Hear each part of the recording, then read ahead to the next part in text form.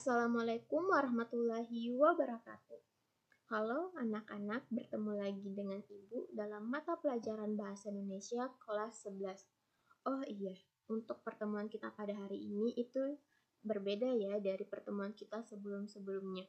Kalau pertemuan kita sebelum-sebelumnya itu secara langsung atau secara tatap muka di dalam kelas, untuk hari ini Ibu menggunakan metode yang berbeda, yaitu Ibu menggunakan video YouTube yang telah Ibu buat dan Ibu bagikan linknya kepada ketua kelas kalian.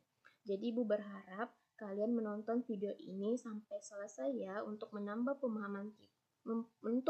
pemahaman kalian tentang pembahasan kita pada hari ini.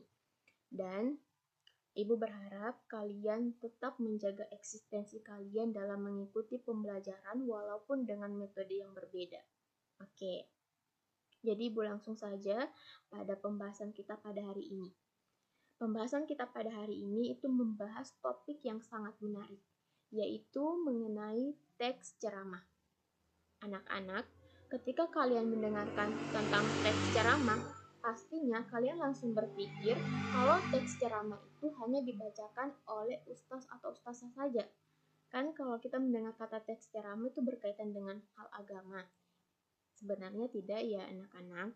Teks ceramah itu bisa dibacakan oleh ibu, bisa dibacakan oleh kalian, karena pada dasarnya teks ceramah itu memberikan informasi kepada khalayak.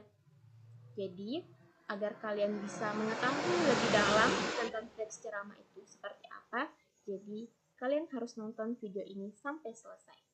Jadi, Ibu akan bahas slide per slide dari dalam video ini.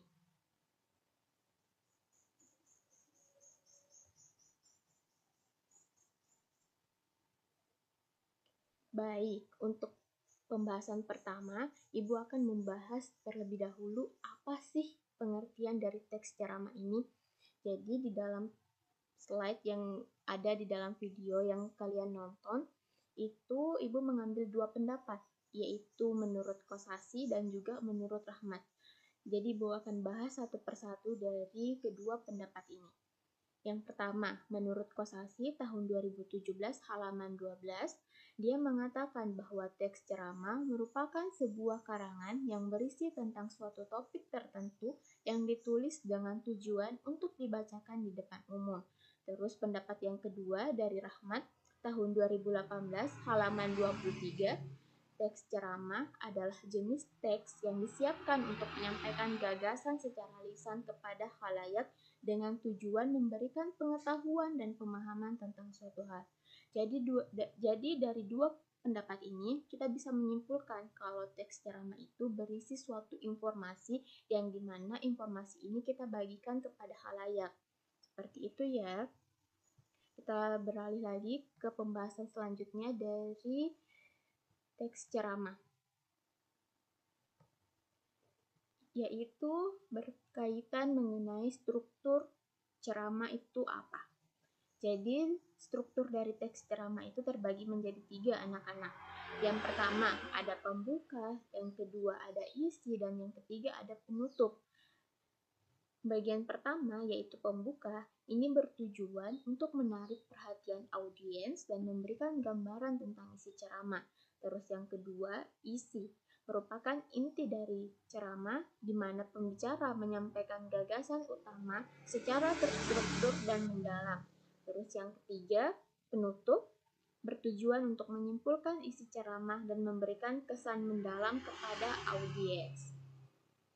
Kita beralih lagi ke pembahasan selanjutnya dari materi struktur ceramah, yaitu mengenai tips membacakan teks ceramah. Di sini Ibu akan membahas satu persatu tentang tips membacakan teks ceramah. Yang pertama, pahami materi. Karena kenapa pahami materi ini menjadi poin pertama dalam tips membacakan teks ceramah? Karena kan kita sebagai pembaca nih, sebagai orang yang akan menyampaikan informasi, bagaimana caranya kita menyampaikan informasi kalau kita sendiri pun yang membacanya kita tidak mengetahui ini materinya tentang apa sih? Kan bisa saja ini materinya tentang lingkungan, tentang hal agama juga bisa, ataukah juga tentang kesehatan. Jadi kalau kita sudah mengetahui materi yang ingin kita bawakan itu apa, akan memudahkan kita untuk membacakan teks ceramah itu sendiri. Oke, anak-anak. Terus kita yang kedua, tips membacakan teks ceramah yaitu latihan suara. Nah, latihan suara di sini teman-teman, maaf, anak-anak merasa tidak kalau ketika kita membacakan teks ceramah atau ketika anak-anak mendengarkan orang yang membacakan teks ceramah itu menggunakan suara yang tidak semangat, istilahnya pasti kita sebagai pendengar juga tidak akan semangat untuk mengikuti, untuk mendengarkan apa yang ingin dibacakan oleh orang tersebut. Jadi penting sekali ya anak-anak, ketika kalian membacakan teks ceramah itu harus bersemangat. Layaknya kita ingin memberikan informasi, layaknya kita ingin orang yang mendengarkan kita itu mau mendengarkan kita, jadi kita harus bersemangat dalam membacakan teks ceramah itu sendiri. Oke? Terus yang ketiga, pengaturan tempo. Nah, pengaturan tempo ini juga sangat penting anak-anak dalam membacakan teks ceramah, karena ada kalanya pada saat kita membacakan teks ceramah itu berhenti, itu harus maju lagi atau harus memulai membacanya lagi. Jadi kita harus tahu kapan kita harus berhenti, kapan kita harus menggunakan nada yang lembut, kapan kita harus menggunakan nada yang agak sedikit kasar. Jadi pengaturan tempo ini sangat penting. Terus yang keempat, mengenai ekspresi dan gestur tubuh kita pada saat kita membacakan teks ceramah. Teman-teman, anak-anak merasa tidak, maaf ya, saya juga menyebutkan kalian teman-teman, layaknya kita tuh seperti orang yang seumuran, jadi tidak apa-apa kalau sesekali saya menyebutkan teman-teman. Oke? Terus yang keempat, mengenai ekspresi dan gestur. Anak-anak merasa tidak ketika ada orang yang membacakan teks ceramah hanya seperti ini. Assalamualaikum warahmatullahi wabarakatuh. Halo teman-teman semua, perkenalkan nama saya gitu-gitu aja. Jadi tidak ada ekspresi, tidak ada gestur yang bisa membangun apa yang dibacakan dari teks ceramah itu sendiri. Jadi kita tuh sebagai pendengar yang mendengarkan orang ketika dia membacakan teks ceramah, kita tuh merasa kayak bisa lebih energik lagi untuk mendengarkannya, karena dia juga semangat, dia juga menggunakan gestur dan ekspresi yang sangat luar biasa gitu. Jadi ekspresi dan gestur ini juga sangat penting, jangan datar aja dari awal sampai akhir. Tapi tidak berarti juga harus menggunakan ekspresi dan gestur dari awal sampai akhir, tidak. Ada kalanya kita harus menggunakan gestur tubuh kita, ada kalanya tidak. Jadi penting sekali untuk kita mengetahui di bagian mana kita harus menggunakan gestur tubuh kita, di bagian mana kita harus menggunakan ekspresi muka kita. Oke? Terus yang kelima, tips membacakan teks ceramah adalah eye contact atau kontak mata. Kan kalau kita membacakan teks ceramah, misalnya nih di bagian pembuka, kita menyapa dulu nih ke audiens. Kayak misal kalian menyapa ke ibu. Yang saya hormati kepada ibu. Nah, pada saat kalian menyebutkan kata yang saya hormati kepada ibu atau bapak, mata kalian itu mengarah ke ibu misalnya. Jadi tidak melulu mata kalian tuh mengarah ke depan saja.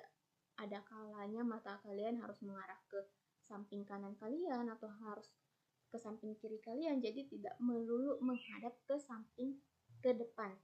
Itu seperti itu. Kenapa harus seperti itu anak-anak? Karena itu juga selain untuk membacakan teks ceramah yang bagus, itu juga sebagai bentuk menghargai audiens dalam mendengarkan teks ceramah yang kita bacakan. Jadi kontak mata itu sangat penting ya dalam membacakan teks ceramah. Terus yang kedua, terus pembahasan terakhir dalam tips membacakan teks ceramah yaitu perhatikan audiens. Perhatikan audiens dan kontak mata itu sebenarnya sama sebenarnya.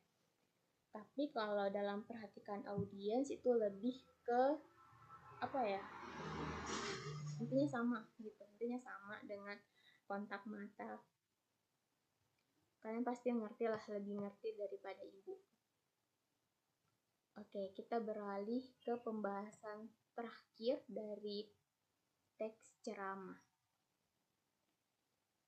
Di sini kalian bisa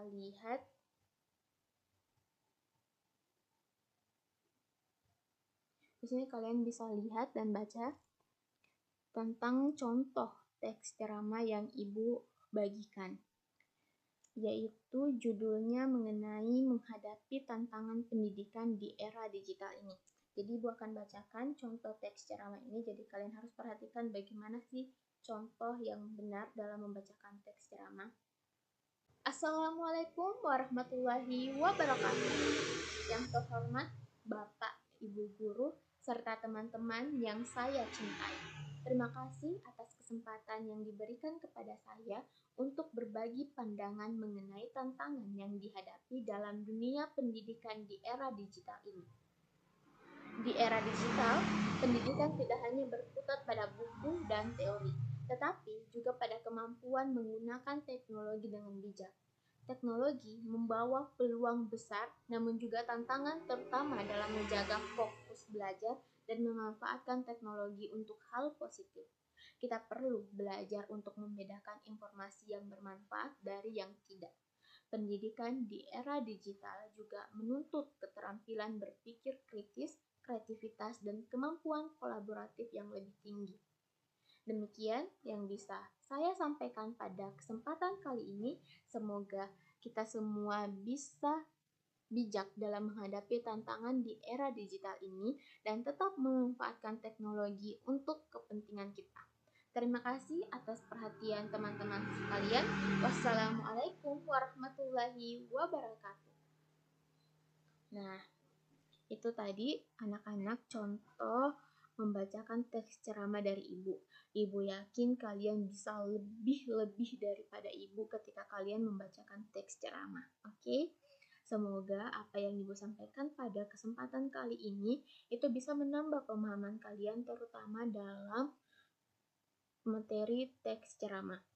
Oh iya, ibu tidak lupa ya, sebaik di penutup, ibu juga akan membagikan tugas kepada kalian. Tugasnya sangat gampang, anak-anak, jadi kalian hanya membuat satu contoh teks ceramah. Dan untuk pertemuan kita minggu depan, ibu berharap kalian bisa naik satu persatu untuk membacakan teks ceramah. Oke?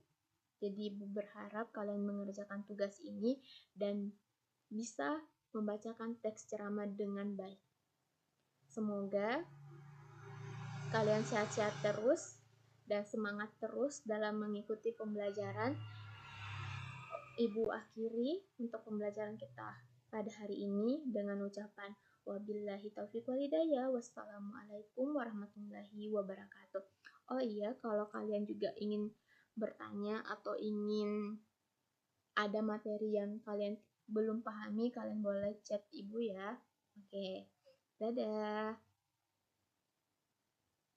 Sampai jumpa anak-anak sekalian yang ibu sayangi.